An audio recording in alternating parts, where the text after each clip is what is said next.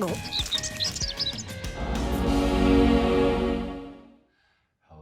my mindful yogis. Welcome back to Move, Nourish, Heal. I'm Mike, and I'm here at my friend's retreat center, still Sugar Ridge. I'm filming lots of content, so you might be seeing this weeks after I'm actually here, but just a beautiful place, a beautiful space. I'll link in the description below if you want to check that out, okay?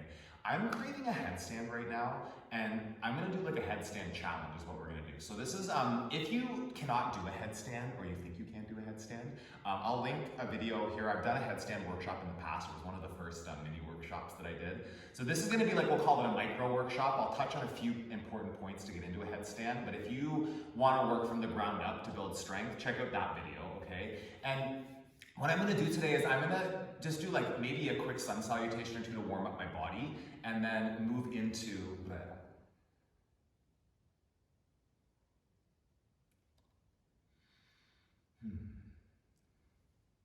Hello, my mindful yogis. Welcome back to Move, Nourish, Heal. I'm Mike, and I'm here at my friend's retreat center, Sugar Ridge, still filming some content. I'm not sure when all of this will be posted. It might be weeks after I'm actually here, but I will link in the description below if you want to check out. It's a beautiful space to come and get a cabin and just kind of disconnect from the hecticness of the world. But I'm going to do a headstand right now. I want to do a headstand challenge. So I'm challenging myself, and I'm challenging you to join in with me. If a headstand is something that is not quite in your practice yet, maybe you don't think you could do one, maybe you've never even really tried to do one, I will link in the description, and as well as up here a video for a headstand workshop that I did months ago now. It was one of the first mini workshops I did on the channel. And just like if you can't do a headstand, check that out and learn the steps to get you there powerfully. I'm gonna call this today a micro workshop. Okay, I'll mention just a couple of important points, then get into a headstand, and I'm just gonna stay up as long as I can, and we'll see what happens.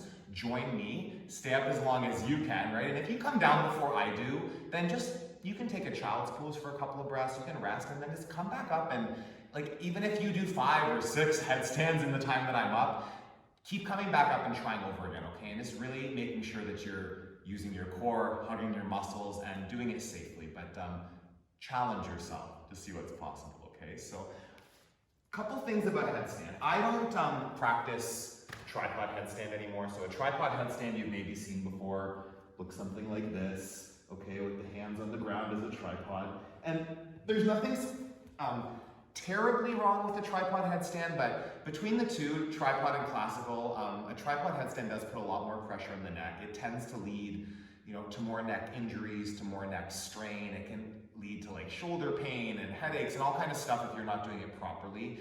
The tripod headstand is easier to get up into than a classical headstand, but easy always isn't the best route, right? You don't want to always take the easy path to something because it's often not going to be the most complete path, if that makes sense, okay? So moving into a tripod headstand might be something you can do, and then you just don't bother to try the classical headstand, where if you can really build the strength to get easily up into a classical headstand, maybe not even easily, but getting up into a proper headstand, a lot more support in the neck, and really it requires more strength to get up into it and to hold it, and it's not necessarily a bad thing to take the time to build the strength to be able to get into the more like safe and powerful pose, if that makes sense, okay? So again, check out the mini workshop. It will be linked in the description below if you're new to a headstand.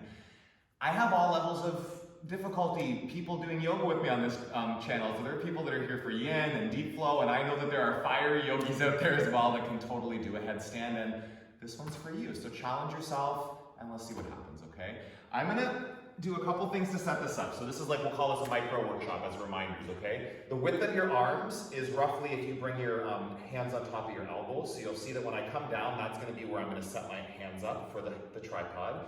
Interlacing the fingers is something that you want to do as well, okay? And you're keeping your pinky fingers stacked on top of each other, as opposed to those two interlacing. You'll kind of crush whichever one's on the bottom. Let them stack on top of each other to make it a bit more comfortable. And then from here, I'm going to bring my forearms down. One last thing, you can put your palm between your eyebrows, yeah, and where your middle finger lands on the crown of your head, that's your fontanelle, okay? That's where you want your head to be on the ground. So one of the biggest problems with people in a headstand is that they don't put their head in the ground in the right spot, and then you're basically holding your body up at an angle, and it's way more work, okay? You want to be stacked in a straight line. So setting this up, I've got the crown of my head down. Oh, just gonna tuck in my shirt here.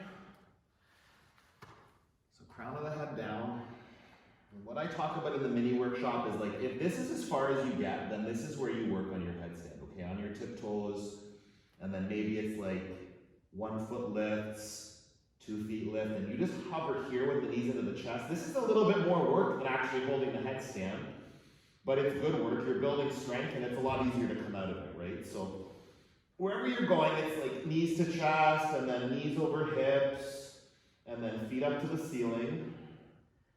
Okay, and here we are. So, in the headstand, really once you get your joints stacked, it's not as hard to hold it. It's more about balancing. There's definitely core strength happening here as well. If you think about your ribs pulling towards your hips, it'll help to take the banana back out of the pose, and then what might happen is my feet are probably at an angle now, so I'm going to draw my feet back up, keeping like ribs to hips engaged, pressing up through the mounds of my toes towards the ceiling, pressing down through my forearms, crown of my head. From that press down into my mat, creating like a lengthening up right to the feet. Breathing.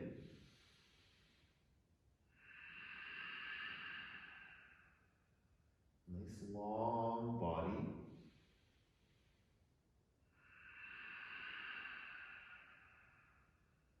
Steady gaze.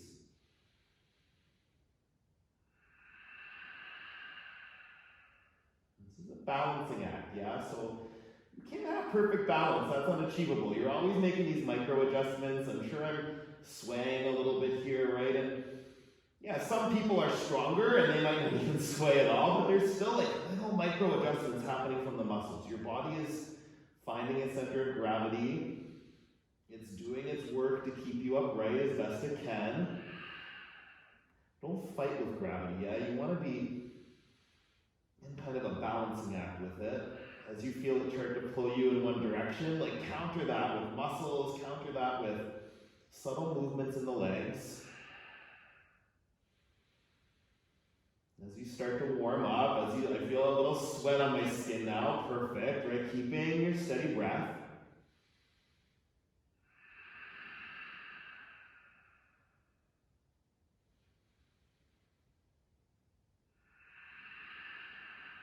A lot of these poses, if we do them in a class, we only get 5 breaths, maybe like 10 breaths or something in an inversion, and there's a lot of benefits to getting upside down and really working the strength to hold yourself here for a little longer than that.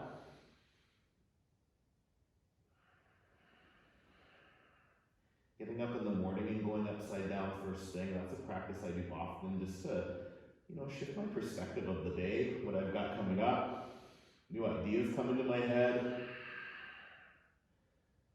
If I'm like upset about something and I can't get out of my head, I'll do a headstand. I've done them at gas stations, I've done them in the airport. I have no shame about going upside down. Oop, laughing adds an extra challenge. Keep breathing, yogis. Right, and if you come down, if you've taken a rest, if you're just sitting there watching me, come back up and try again. If you fall out of the pose, learning how to fall out of a pose is a skill, right? That's going to happen. So I assure you, I've fallen out of lots of headstands in my yoga career. I don't know if career is the right word. My yoga journey. Whoop, whoop, whoop. Oh, almost lost it. I almost lost that there. That's good. Saved it. Core strong. Whoop, whoop, whoop, whoop. Second save. I'm definitely getting near my limit here. Possibility just to stay for a few more breaths. Strong shoulders, strong core. Strong legs, strong arms. Breathe, yogi, in and out. I'm going to take 5 more breaths. If I can. I think I can. Breathe deeply. In and out. It's just breath by breath, yogi. Keep coming back. Keep starting over. Begin again if you need to. Breathe in. Breathe out. One more breath here. And I'm going to come down slowly. Whew. I have no idea how long that was, but it's definitely the longest I've ever held a headstand. So I'm gonna call that a personal accomplishment. Comment below and let me know how long you lasted for. If you stayed with me the whole time, amazing, acknowledgement. If you went up for one breath and fell out of it and then just watched, acknowledgement. Maybe you're learning something new. Whew, I'm out of breath, and I hadn't done anything before I started doing that, so that's amazing. Keep moving your body, keep nourishing your body. This was a short one, I just wanted to do it, and I thought, why not record it and share it with you? Maybe you'll challenge yourself and do a new headstand record for your practice, okay? I will see you again soon. Subscribe to the channel if you haven't already. Lots of cool stuff to come. I will see you soon, yogis. Have an awesome day.